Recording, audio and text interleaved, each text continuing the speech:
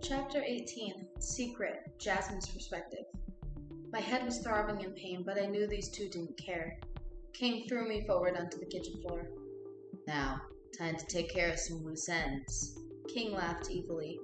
I turned over and stared up at him, my heart racing with fear. What do you mean? Kim smirked. We can't have any more of the truth getting back to the Syara Team.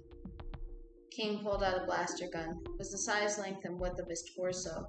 This blaster, in particular, was very clearly a plasma ray gun. This might be overkill, but it's effective. I crawled backwards a little. But you promised. King laughed evilly. So, promises are meant to be broken. Besides, I'm an immortal. Do you know what that means? Pure evil, I whispered. At least you're this smart, Kim remarked. King glanced at Kim, then stared at me, smirking. You know what would be fun? I'll give you the count of 3 to run from your demise.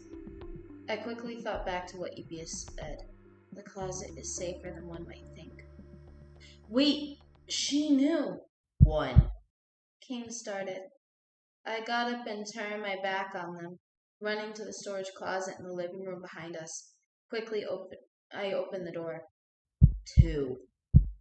Duck, then grab on. Came a whisper from the closet. It was Lypye. I ducked and Lypye jumped out over me out of the closet. Grabbing her arm, I saw her hold onto my arm, whispering, "Open." At the same time, King said, 3. A black hole opened in front of us, swallowing King's laser blast, which came out as an unbreakable line of energy. I gripped her and tied her. How did you... She smirked a little, keeping her concentration. The goddess of darkness. I can use the shadows to go to another destination, as long as that area is dark enough as well. I chuckled. Smart thinking. I know this too well. She took a deep breath. Promises don't mean shit to them. I glanced at King, who was giving a very chilling smile while shooting the laser into the black hole. Why isn't he moving the laser? Lypye winced, breathing heavily. The laser lasts forever. He's trying to wear me out. My eyes widened. What can I do? She stayed silent for a while, trying to concentrate and slow her breathing. Button. Wait. What? Your button to call for help. It's in my pocket. Grab it and press it. But that would call the Syara Team, I know. She finished. I took the button out. But, Jasmine, their laser blast will last longer than me. I close this, you die, I get severely injured. I pass out, everyone here but me dies. Call it. I closed my eyes, tearing up, then flipped off the safety mechanism created to stop us from accidentally pressing it. I squeezed it tight. Just like Lypye, the last thing I wanted to do was call the Syara Team. Although they were supposed to be the good guys, we knew there would be trouble with them seeing me with Lypye. I also knew that Lypye didn't want to see me hurt. She'd also be blamed if I was found dead. I noticed Lypye fall to both knees, sweating and breathing heavily. Her hands were shaking, and she was trying desperately to keep her eyes open. Lypye won't be able to hold on much longer. Where are they? Lypye breathed. I started panicking, rapidly gazing around the living room until my eyes rested on the coffee table. Lypye warned me about using my powers in front of Lypye, but I knew Lypye was hanging by a thread. I stared at it, focusing. I haven't had much practice with this, but... Move! I yelled. As commanded, the coffee table slid fast across the floor, hitting them on the side at knee height. Abel toppled over it, the gun flying across the room. Close, Lypye whispered. The black hole closed and Lypye collapsed on the floor. Jess, the laser. I scrambled to my feet and ran to the gun, picking it up. Quickly, I aimed it toward King and Kim, who were now on their feet. Stay back! King chuckled. You don't know how to use that? What would you like to hear less? I was watching you use it, or I'm a fast learner? Shoot me then. I would love to see which of your bones breaks first while using it. I used my powers to throw a bunch of books at them, then ran to the gun to Lypye. She was now sitting up against the wall, coughing up blood. I knelt beside her. Why didn't you Tell you about my powers? I sighed. Only 2 people knew I had them, and both of them urged me to hide them. She gave me a weak smirk. I'm glad you did, though. I'm glad you hid that from me. Suddenly, I was yanked to my feet by my arm, causing me to drop the gun. King had a firm grip on while yelling in my face. Time to pay. Terrified, I punched him in the face. He didn't even show an ounce of pain, just laughed. Nice try. Mortal with powers will be very useful, though. Leave her alone, came a weak command from Lypye. Kim strode over to her and knelt down. Let me guess. You have about 5 minutes until the paralysis in your legs is gone, followed by 2 minutes of numbness to get rid of it, all because you weakened yourself for some mortal. Lypye slapped her. She's not just a mortal. She's my friend. No, she's my sister. Kim laughed. And that's what makes you weak. You care. Enough, King commanded. Our plan is almost complete. I'm sure this mortal's powers will come in handy. He grabbed my shirt and chin. And, mortal, I won't hesitate to kill anyone to make you use them. He released my chin and grabbed my arm tight enough to leave a bruise and began pulling me towards the doorway. I attempted to pull away, but he gripped my arm tighter, causing me to scream. Hearing a loud crash, we all froze, looking back at a now broken backboard door. Also there, standing up, was Hyena Syara. What did I miss? He asked, smirking. Kim! King yelled. Kim nodded and ran at Hyena. He roundhouse kicked her in the face, knocking her to the ground. Typical immortals, he sighed. Relying on brute strength rather than an actual strategy. Kim growled, quickly stood up, and socked him in the face. Hyena stumbled back a little, but quickly recovered, pushing her to the ground. He quickly pulled handcuffs out of his shorts and cuffed her hands together. Take your hands off of her, King yelled. Syria and Jagwerye ran in through the former back door.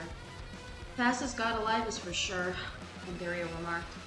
Jagwerye motioned with her head towards me while staring at Syria. She glanced at Lypye on the ground before looking at me and King. King pulled on my arm, causing us to back up. Checkmate. This mortal's life is on the line.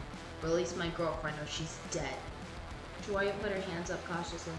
Okay, just calm down. King grabbed my hair with one hand and my arm tightly with the other, causing me to tear up. Release her! Hyena? Jagwerye motioned for him to let go of her. Are you kidding me? One mortal over capturing an immortal? Hyena. Our duty is to save all mortals. Let her go. Hyena rolled his eyes and went to unlock the cuffs, but something stopped him. A black power blast appeared, hitting King in the face, causing him to let go of me. We all looked over to see Lypye standing and holding out her hand. I quickly ran over, hiding behind Lypye. King held his face, staring at her. I'll be back for my girlfriend. He ran back and broke down both front doors when outside. Oh great, I'll be blamed for that, I sighed. We'll replace the doors, Jagwerye reassured. The good thing is that you are okay. Lypye fell to one knee, breathing heavily. I knelt down and grabbed her arm. Why? She chuckled weakly. They should pick on someone who knows how to fight. Hyena? I heard Lypye mumble. Please take him to jail. I was very unaware of my surroundings at the moment as I teared up, trying to make sure Lypye was okay. Next thing I knew, Syria and Jagwerye were kneeling down next to me. What happened? Jagwerye asked me. I looked over at Lypye. You know what? It was Lypye's idea. She should be the one to explain. Lypye sat down against the wall. I heard Jasmine scream. I ran to her and saw King and Kim were there. They offered me a deal. Her life in trade to distract you guys long enough for them to complete their plan. I worked with these two for 10,000 years. They can't be trusted with a promise. I've always been afraid of my powers, but in this instance... She grabbed my hand. It was the only way to save my non-blood related sister. Jagwerye smiled weakly. Syria crossed her arms. Still doesn't explain why you can barely stand. Lypye has immense power that she's had very little practice using, I explained. Not to mention, Jagwerye started, the powers were not originally hers. She stood up. But they are now. Maybe. Jagwerye. Lypye stood up. Are you sure? I looked up. What are you thinking? We could help her. Jagwerye finished. Lypye looked up, surprised. Jagwerye took a deep breath. We have all been there where our powers control us. Using your powers more will strengthen your body and ability to control them. Lypye looked at me, then looked down, sighing. No. Lypye stood up, hobbling. As much as I'm glad that you're giving me a chance, I've done way too much to be forgiven. Lypye, no! I burst out, standing up. She grabbed my shoulders. Over these past 4 months, you've taught me how to open up and trust others. You taught me that there are cat humans out there who care, and that family isn't always blood related. She let out a little laugh. They also taught me basic needs, like how to brush and style my hair. She looked down and pulled her hands away. But what I learned today was that my presence in your life can put you in a lot of danger. King said it himself. He wants to kill me because I know too much. He'll come after me whether you're here or not. I tried. He'll keep you alive as a pawn as long as I'm here. Now that the Syara Team knows he and I are no longer working together. You don't know too much, she explained. There's one place I could still go where you won't be in harm's way. What are you saying? Lypye turned to her and held out her hands. I'm turning myself in. Both Lypye and Jagwerye had shocked looks on their faces. Lypye quickly shot her hands down and looked at Jagwerye. Actually, I will go willingly if you promise me 2 things. What is it? Jagwerye asked. First, Jasmine isn't to be charged or arrested. The only reason she brought me here was because I threatened her. Second, you keep an eye on her and make sure she's safe. Jazz has a power like no other mortal I've ever seen. Lypye demanded. I noticed Pantheria shifting her weight nervously. King, Kim, and I all witnessed her using telekinetic powers. Pantheria looked over at me. I can confirm that this is true. I saw her use these powers. Jagwerye stayed silent for a while, shifting her gaze between Lypye, Pantheria, and I. It is a deal. Lypye held out her hands again, but Jagwerye touched them lightly, lowering them. If you were going willingly, there was no need for cuffs. Pantheria grabbed Lypye's arm and stood up with her, walking outside with her. I sat down on the couch, trying hard not to cry. Jagwerye sat down next to me. Look, mortal. Jasmine. Jagwerye started. She should not have gotten you mixed up in all of this. Why did you not signal us sooner? I will never know. Everyone has learned the prophecy by now. Lypye was born to be— No! I snapped. The goddess I learned to fear and the goddess I met were 2 different people. She wasn't born evil. The gods made her that way. Jagwerye had a hint of anger in her eyes. What are you saying? I clenched my fist and took a deep breath. The first day I met her, she had no clue what a hairbrush was. She also explained to me that her mom was so afraid of her that she was never taught any basic needs. She tried hard to prove the prophecy wrong, but no one would listen to her. The night she accidentally killed Carr, she mentioned that you and your mom didn't bother to listen to her side of the story. What she believes is that your mom was looking for an excuse to kick her out. She had a lot of emotions, but knew that the immortals she worked with wouldn't give a shit.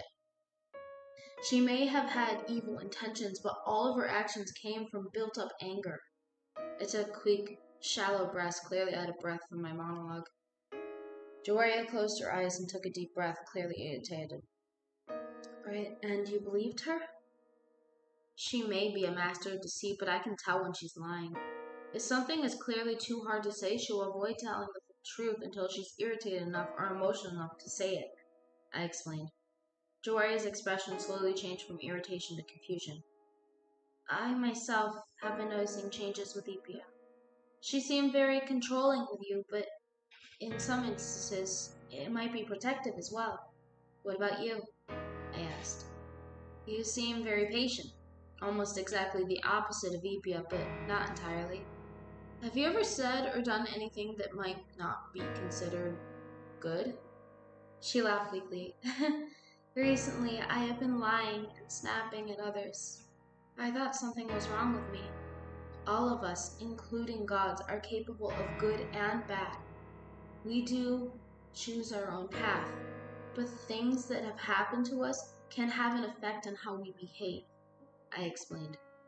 Jagwerye sighed. I will find time to talk to her. I gave a small smile as Jagwerye gave me a note from my mom saying that someone will fix our building free of charge. I watched her fly out of the house and began crying as the reality of what happened today came crashing down on me.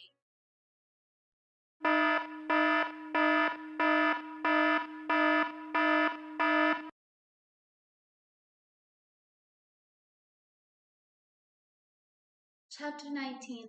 Sister, Jagwerye's Perspective. I walked past the guards that were in charge of the jail cells, my nerves making my stomach flutter. Look, it's Miss High and Mighty, came a voice next to me. I looked over to see Kim leaning on her cell from inside. I am sorry. I regret to inform you that I am not here for you, I said calmly.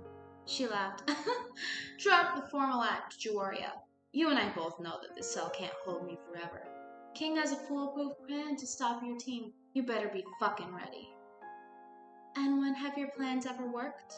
I asked. She smirked. This isn't Lypye's plan. It's King's. He won't hesitate to do whatever it takes to win. I took a deep breath. I'll take a note of that. I hurried away from her cell and over to Lypye's cell, meeting up with the sheriff who was just outside the cell. I will have to lock the cell behind you, he started. Call me over when you two are done talking. I nodded. Of course. He unlocked the cell and I quickly walked in, hearing the clink and lock of the cell door behind me. Lypye was laying on her side in the jail bed, facing away from me. Hey, I said quietly. What do you want? She mumbled, not looking at me. I sat down on the edge of the bed, tucking my wings in first. To talk. She sat up and looked at me, sitting next to her, a blank expression on her face. About? I am curious. I started. You admittedly stated that you threatened this mortal, but she does not see you as evil. Would you know why, exactly? She looked down at her lap. Jazz and I didn't exactly see eye to eye when we first met. I tried to be patient when she taught me to brush and style my hair. She looked at me. Her brother told me about her depression and anxiety. That's when I eased up on her. I thought for a second. I have seen the two of you sitting on the roof of the house sometimes. She nodded. When she told me why she was upset, I realized that we all have something that we're hiding. She seemed so happy. You could never tell something was wrong. Just like you. I sighed and looked down. You seemed so content with evil. No one knew you were hurting, but the more I stayed with Jazz, the more she saw my pain. I saw her trying to treat me like a lost kitten. What I didn't see was her trying to put herself in my shoes. I smiled a little. My thoughts about Lypye being evil were all wrong. She was lost. I was groomed to be the nicest and most well-respected god in all of Karth. Growing up, as long as I used my manners and had the patience, I could get whatever I wanted. Lypye, on the other hand, wasn't given a chance by anyone, all because of one prophecy that made everyone believe she was born evil. She wasn't, though. She tried hard to be nice, but no one would see it. Whether it be neglect or being shunned, she became what everyone thought she was. Although she chose that, the actions of all the others in her life had an effect as well. Memory popped into my head. It used to be so vague, but now I remember it so well. It happened a little before Lypye got banished. I remember wearing a flowy white dress with a pink ribbon tied around my waist. Lypye had on the same dress, but all black. I had accidentally dropped my favorite music box in the hallway outside the bedroom door. Lypye found me crying in the hallway, trying to put it back together. She had sat down next to me, quietly trying to help me put it back together. Mom had come by to see her fixing it, and me in tears, and assumed Lypye was taking it apart, even though we tried explaining that she wasn't. I had followed her to her office. I had gone back to my room feeling upset and frustrated, only to discover the pieces had gone missing. I figured that a god must have seen it and thrown it away. 2 mortal months later, Puntheria and I introduced the Syara Team, formerly known as the Syara Duo, to the gods. I remember that day so well. The two of us had to be up so early to get ready for the ceremony. Even though I'm younger than Puntheria, she agreed that it was the best bet as leader, being the pure, good god I was pushed to be. Between getting ready, the ceremony, finding Lypye with Car's body, and deciding Lypye's fate, I hadn't been in my room all day. Lypye was allowed to roam the god world freely until we came to a decision, which ultimately led to us attempting and failing to lock Lypye away in a discreet location on Karth. When I had gone to my room, I noticed the music box and a note on my bed. The note said, "Jagwerye, I know the decision you'll make and I completely understand. Just know, things aren't always what they appear to be." Sitting next to Lypye in the jail cell, I began to hum the tune of the music box quietly. It was a slow, sweet, melodic tune that was supposedly a very sad song, but I didn't care. It was beautiful. "Do you still have it?" she asked. "Music box, do you still have it?" I looked up at her, surprised, and nodded. "Were you the one that fixed it?" She stayed silent for a while. "Yes. I know how much it meant to you. It was Mom's for you.